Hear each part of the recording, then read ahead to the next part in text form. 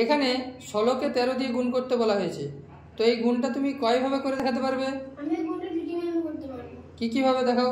প্রথমে যদি সবাই যেরকম ভাবে করে আর একটা আমি সহজভাবে করতে পারি। প্রথমে 3 6 18 দেখো 1 3 একে 3 3 আর 1 4 6 একে 6 1 একে 1 8 0 2। এবার সহজ নিয়ম।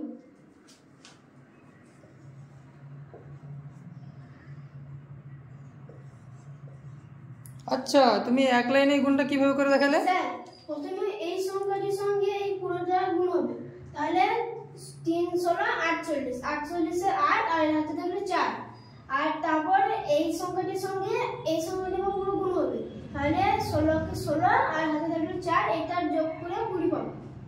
বাহ, খুব সুন্দর নিয়ম তো।